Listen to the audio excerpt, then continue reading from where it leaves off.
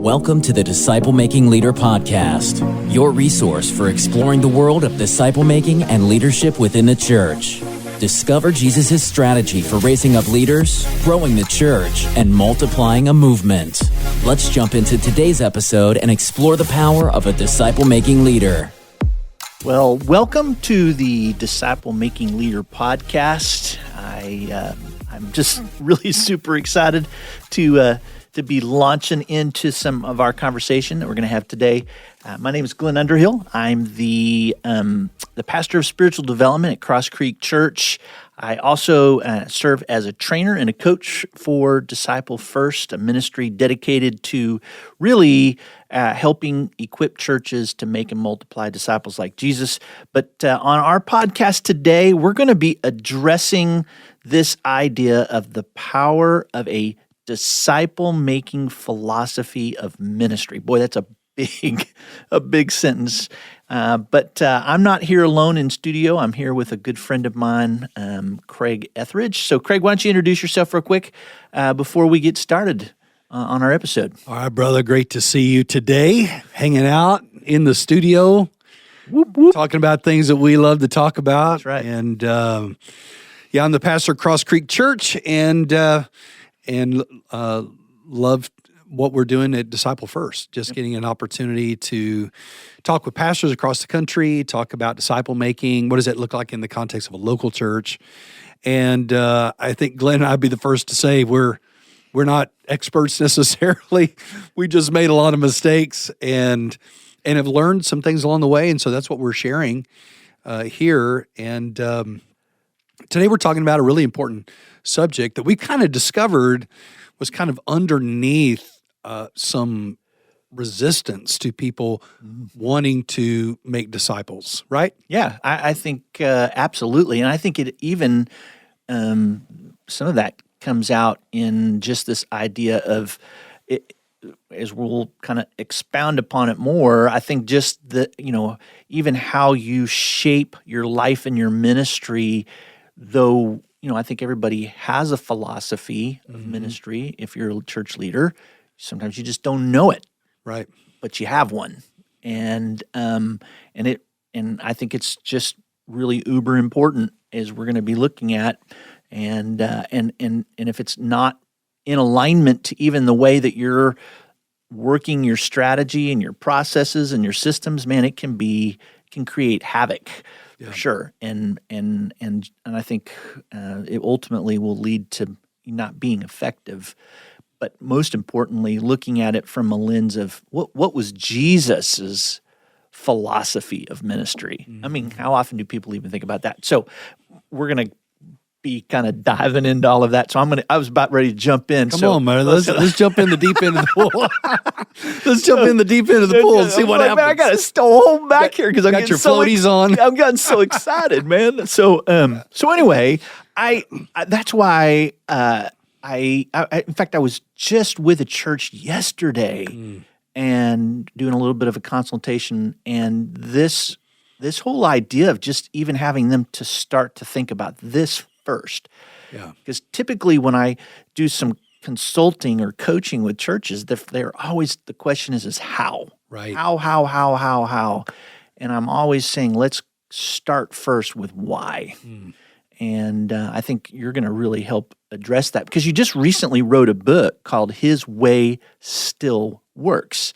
And a lot of what we're going to be diving into comes out of that book that you've kind of fleshing that book out a little bit on these podcasts coming up. But I think, again, super important. So I'm way stoked for our episode. Absolutely, me too. Glenn, I've gotten this quote from you. When you lose your why, you lose your way. And that's really true, isn't it? I mean, if you kind of jump into ministry many times, and I mean, I'm not throwing blame on anybody. Well, I'm the same way. All of us, I think, are the same way. We just kind of, we know we want to see people come to Christ. We know we want the kingdom to advance, this type of thing. That's kind of a why. But then when it gets down to why do you do ministry the way you do, that's now speaking about a philosophy of ministry. And a lot of people don't really have it clearly articulated. But that philosophy of ministry kind of determines how you're going to flesh out ministry in day-to-day programming and in the direction and how you cast vision.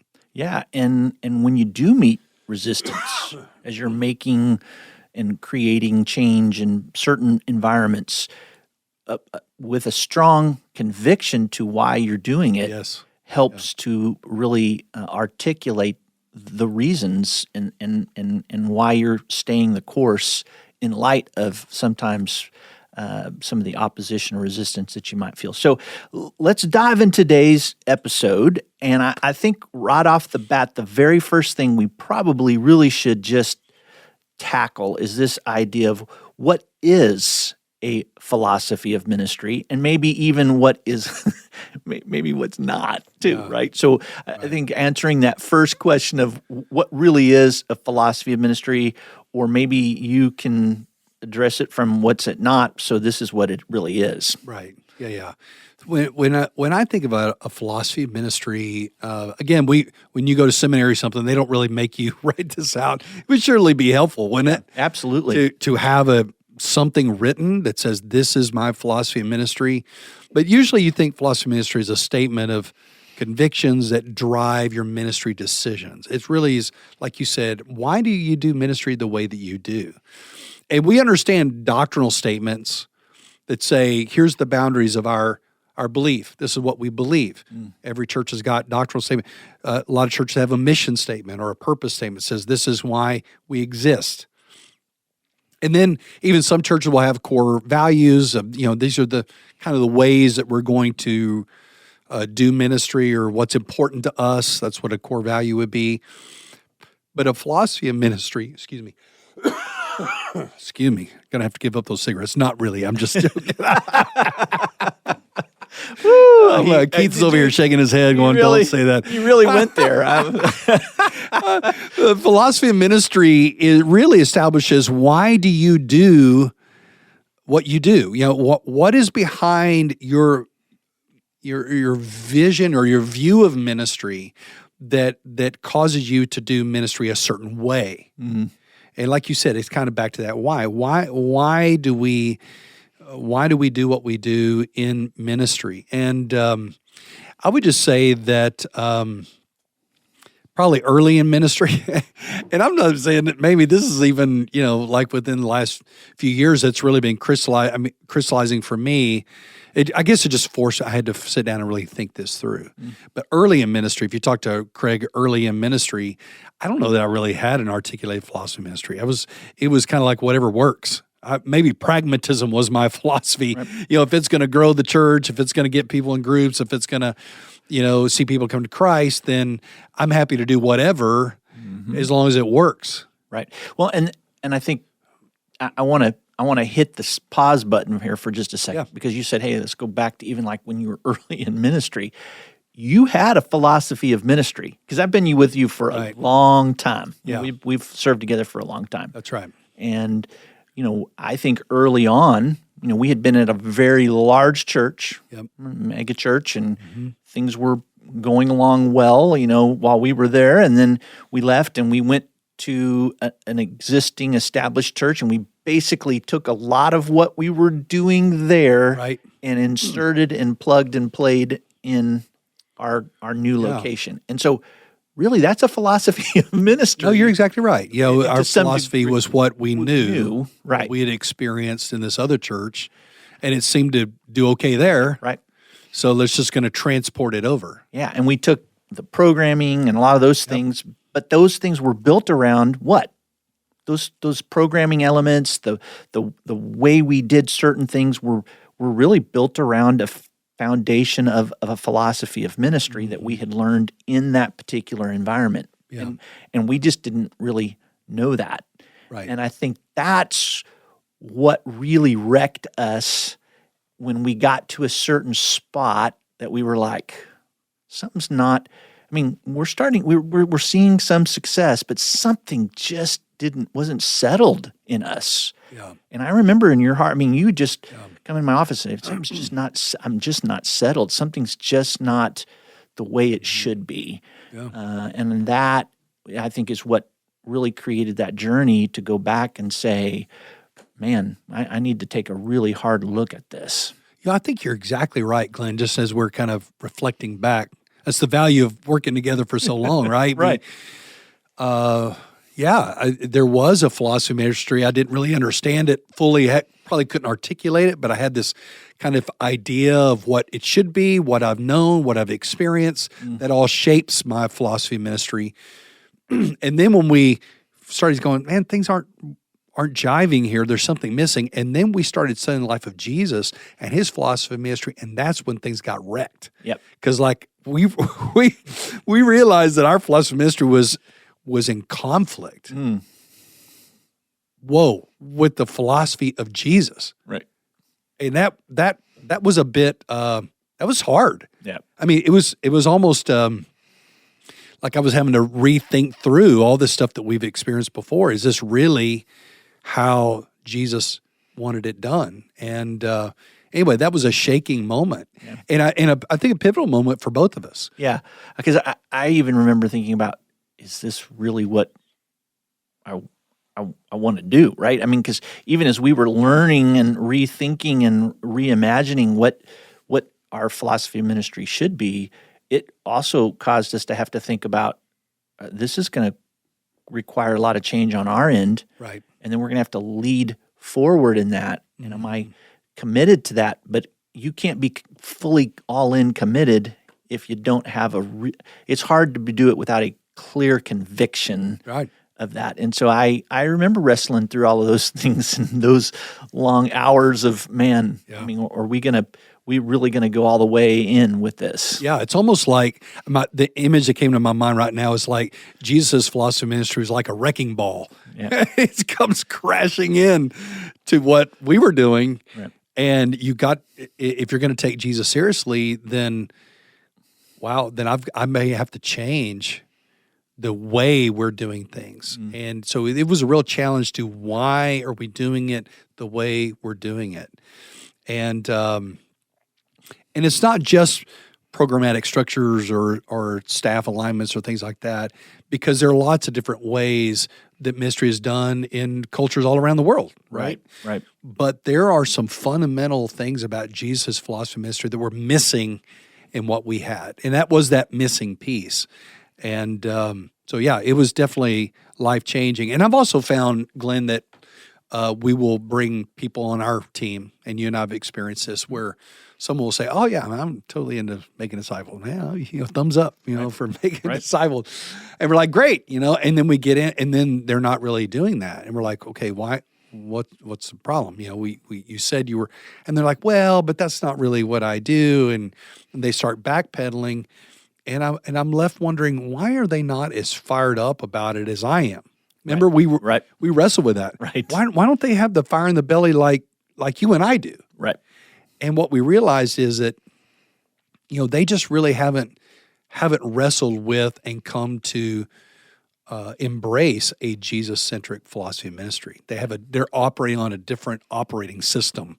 Absolutely. Than the one that we're operating off. And they didn't even realize it at the time, but now they're kind of rubbing up against each other and conflicting with each other. And that's when it comes to light.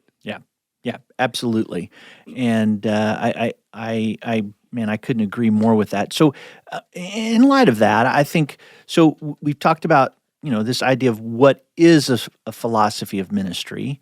So tell me, what do you think are some of the benefits to having a very clear philosophy of ministry? Yeah, so let me just go through a couple of these here, and we're experiencing this in our own ministry context right now.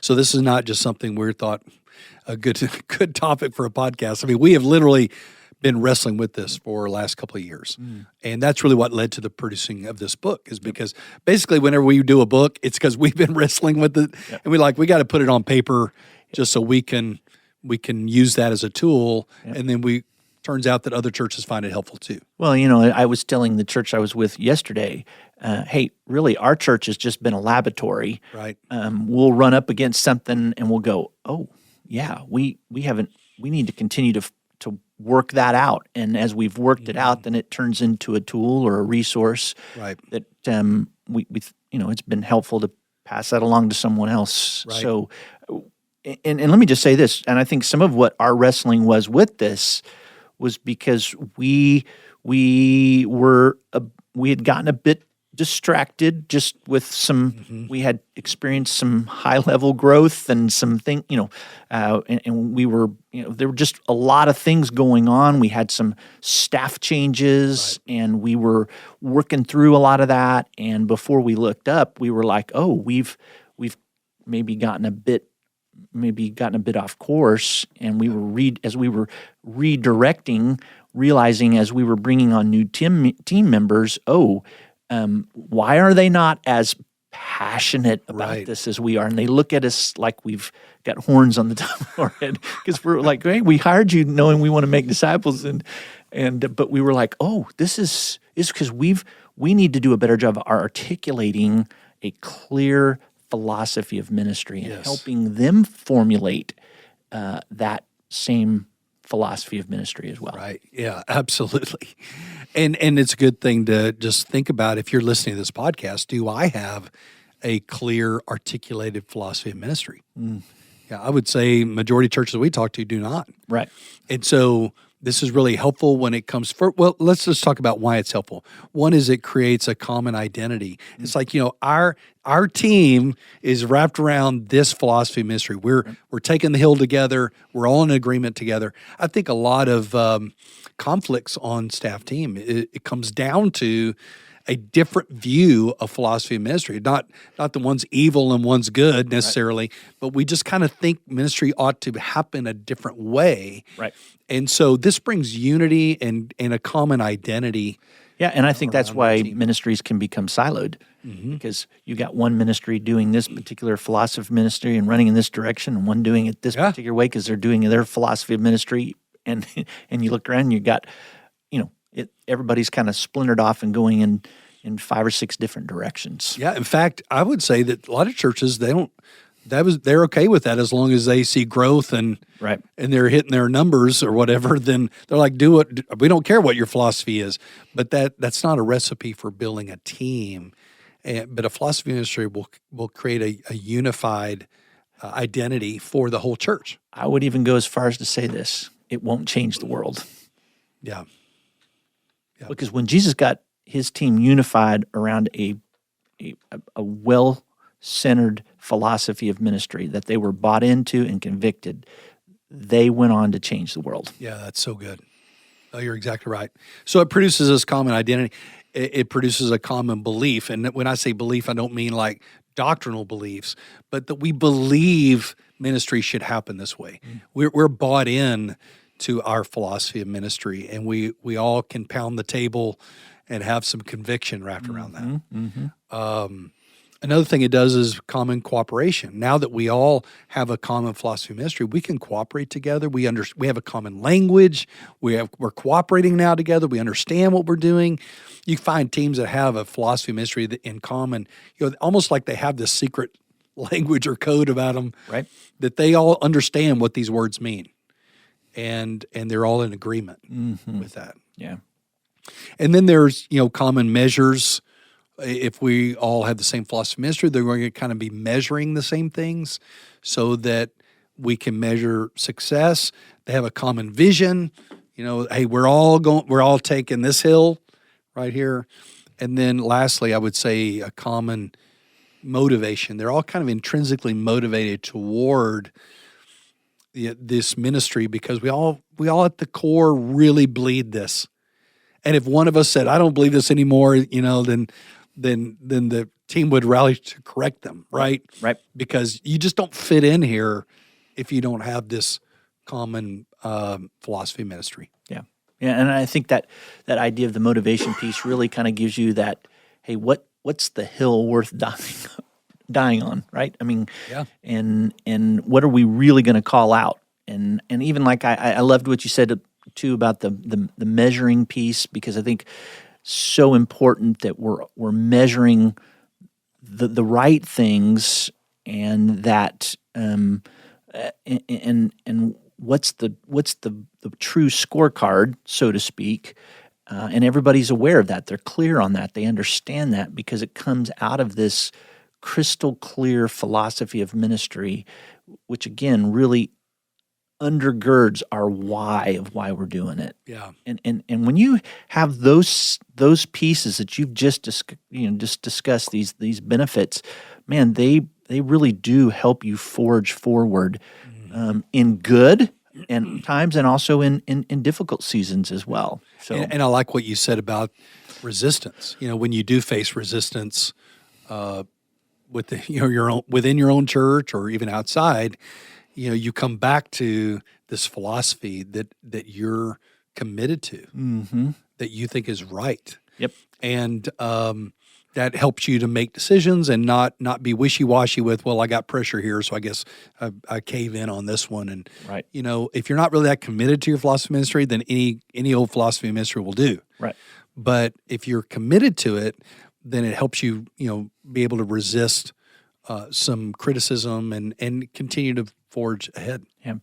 One of the things we've been wrestling with our team is just trying to help them how to articulate that philosophy of ministry when they do run into pieces of conflict that are based on some structural changes or issues or things that we're addressing or doing.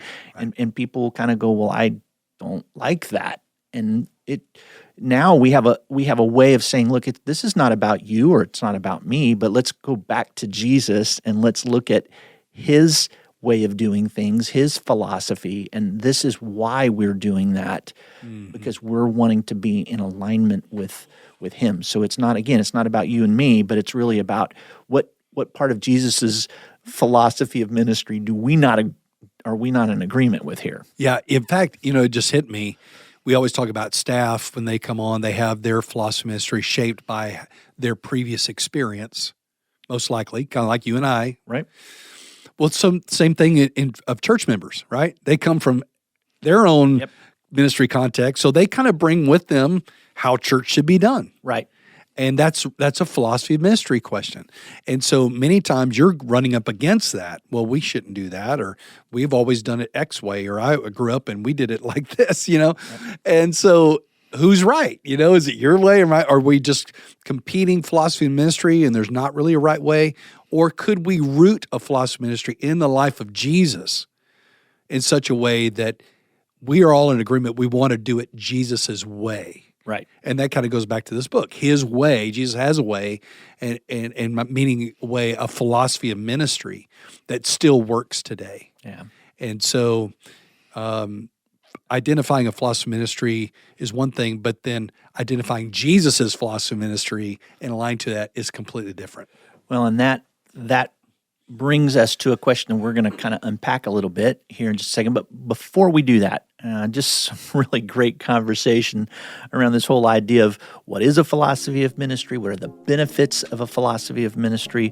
But we're going to take a quick break, and as soon as we get back, we're going to talk about looking at this idea of a Jesus-centric philosophy of ministry.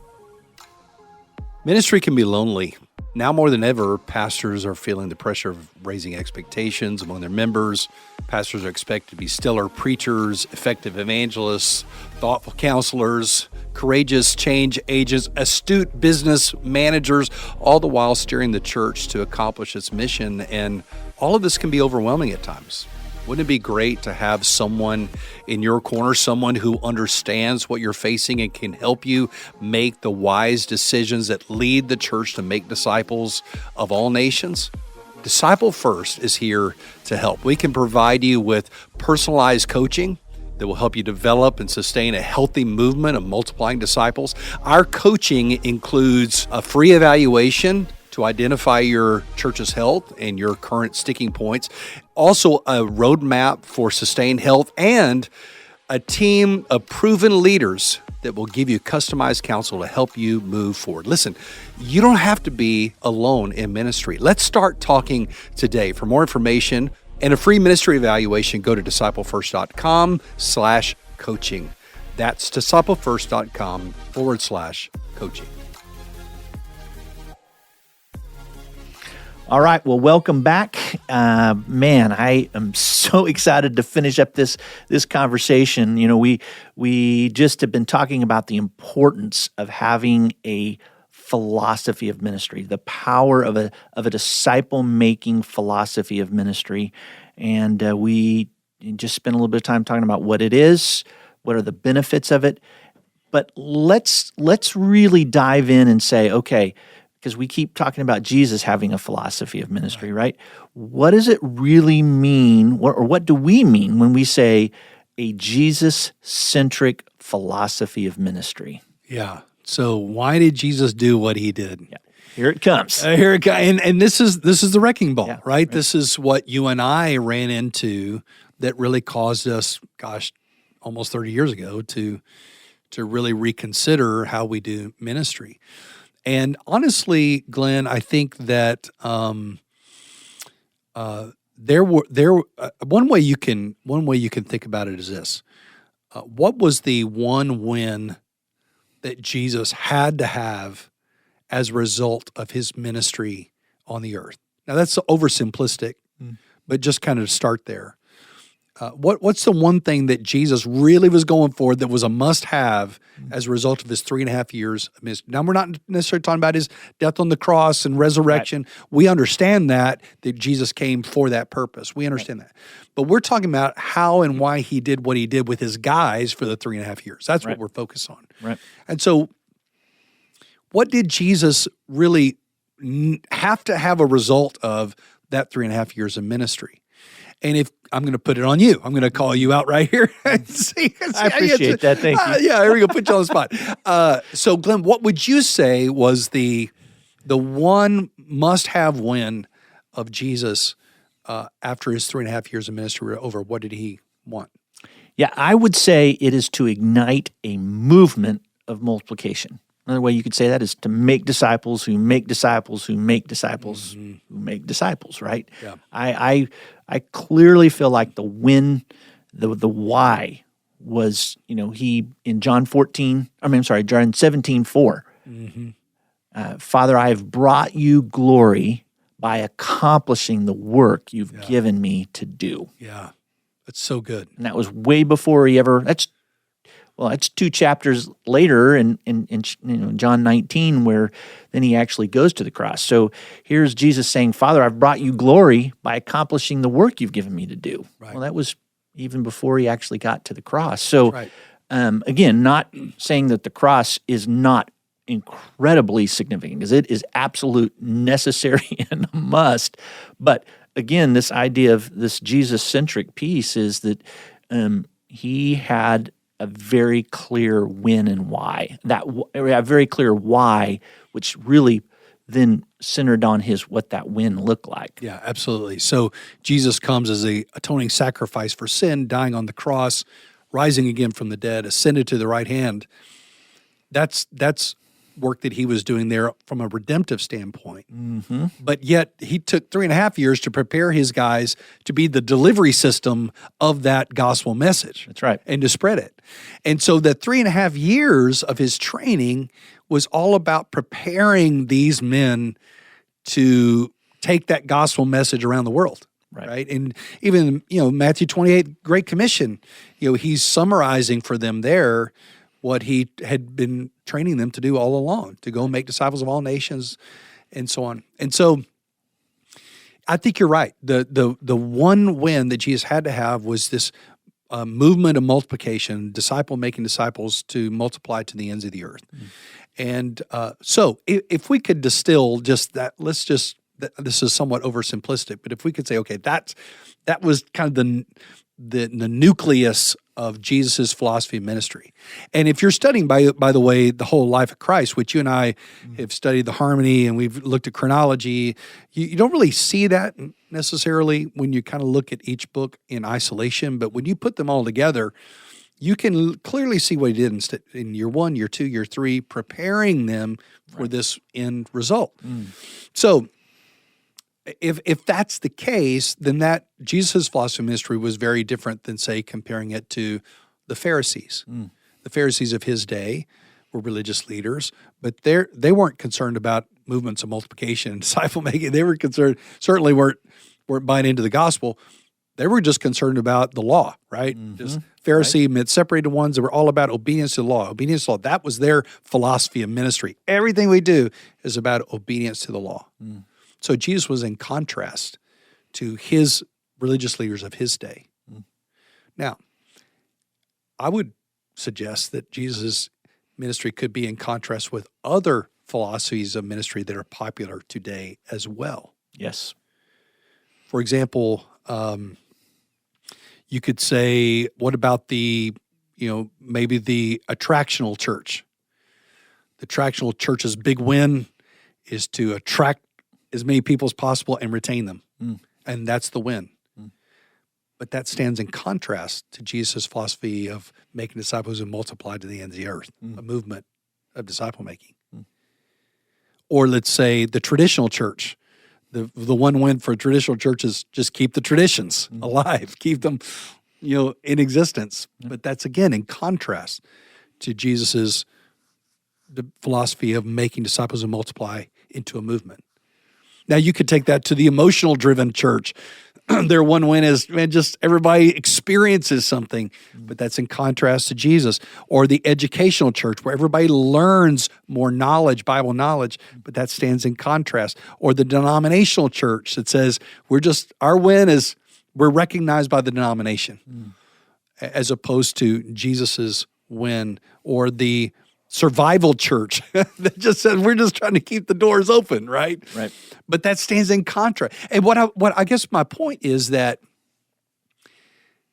as young leaders, we realized that our wins were not the win of Jesus. And what we were feeling there was this wrecking ball of Jesus' philosophy ministry coming into conflict with what we had always done and why we were doing it.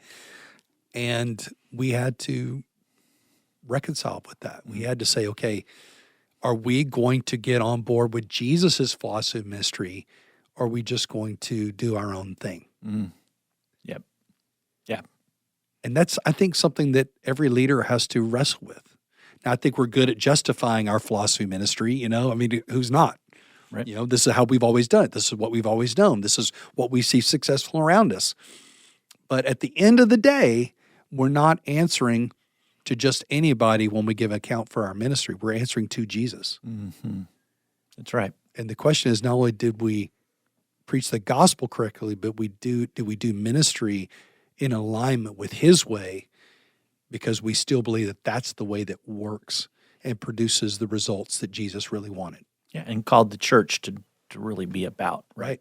And again, I go back to, if we're commanded to make disciples who make disciples, and Jesus had a clear strategy of how to do that, but also a very clear philosophy of ministry of the why of that, then I think, again, it would make sense for us to really wrestle with and to take some time to think about what really is my philosophy of ministry, and is it in alignment to a Jesus-centric philosophy of ministry. So great conversation today, and I hope that for those of you who are listening, that this has been something that has stirred in you some really thought-provoking things, because I think this is very, very crucial to being a disciple-making church. It really begins with this idea of the why, the philosophy of ministry that's born out of that. So I want to encourage you, if you'd like to get the free listening guide, you can download that on the show notes. And I also want to say to you as well that if you're interested in this new book that Craig has just written called His Way, Jesus' Way Still Works, His Way Still Works, you can do that. And we actually have a coupon code on our website, disciplefirst.com, His Way 20, His Way 20, and you get a 20% discount on that new book as you're listening to this this podcast. So again, thank you, Craig, for the conversation today. It was really good and stimulating. I'm like all fired up now as we've been talking about this, but I also want to say thanks for your leadership.